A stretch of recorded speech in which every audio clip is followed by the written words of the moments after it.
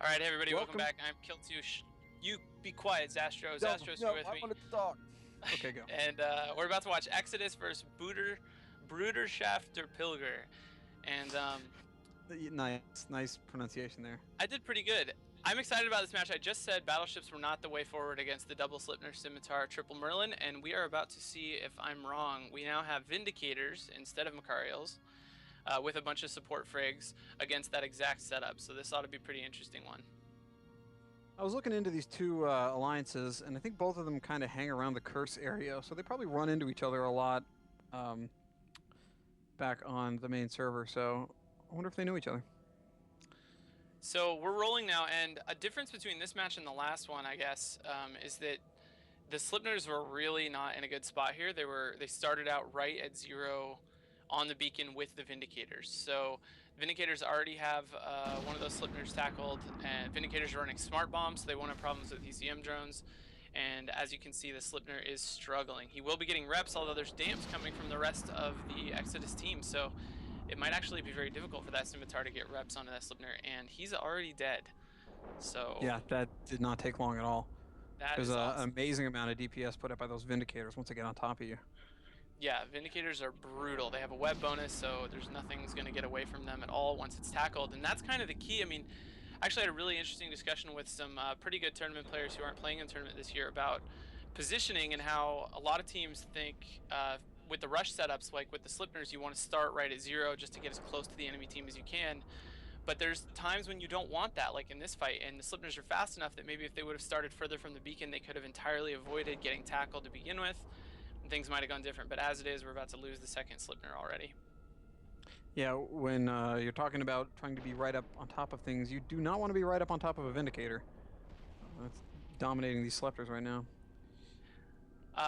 This setup's so cool, the Vindicator setup. I mean, you can see they have a really limited amount of HP. I really think that it would be hard for this Vindicator team against something like maybe Tengu's, something that was hard for them to catch, but it it doesn't matter they don't have logistics or low HP when they're able to tackle early like that. They just, clear the field off before the kind of limited amount of tank and mobility matters. Right. And Well, there's always I mean, you could be the best pilots in the world, but there's always a sort of rock, paper, scissors effect in the Alliance tournament. You may have a really good setup and be really good at flying that setup, but your opponents just might pull a setup in that directly counters yours. yeah, I mean, there's some element of that that's true. It's certainly not like it's dumb luck. How Of likely course that not. is to happen. And with the Vindicators, they're kind of one of the setups or one of the ships we've seen in the past that's very vulnerable to a lot of counters. So it can be problematic. But here it's going to work out great. There's just some support left. Catching the Scimitar could have been an issue, but it's webbed now, and so before long, I assume he'll be going down, and then it'll just be a matter of cleaning up these frags that are left.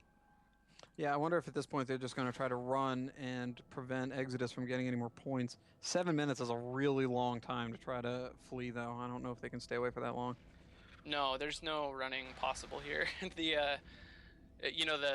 Exodus Merlins are faster than Scimitar, so they were able to catch up and get a web, and then Vindicators are following close behind, and then now it's with the Scimitar down, just a numbers game where there's only so much two Merlins can do, and they'll get caught eventually by the Exodus Merlins, and that'll That be it. scimitar died in about 2 seconds once the Vindicators caught up with them. Yeah, they definitely do a good job once they get close. Run, little Um, Merlins, run! I'm actually trying to look. I'm sure you guys have been looking the whole time, but you can see, I mean, it's nice this year you guys get to see velocities. The Merlins are really fast, but the Vindicators, which are now burning straight across the field to catch up to the remaining Der Pilger Merlins, they're really only able to get up to about 950 meters a second, which if you keep your eye on a lot of the popular ships in the tournament is really, well, there it goes up to like 1150. That could be heat, or it could just be that it took them that long to get going that fast. But they're really very slow, which is a huge disadvantage. It can be a huge disadvantage. Wasn't here. No, here it That was web fine. bonus helps those Vindicators a lot, even though they're slow. If they can get a web on, it's over. Yeah, that's true. They're definitely much better at making sure that once they do get near something, they never lose it. But there we go. All the support down. Awesome win for Exodus. So cool to see Vindicators take a match, and especially off of the setup we've seen doing really, really well so far. So good job to them. We'll head out and see you guys for another match in about 10 minutes.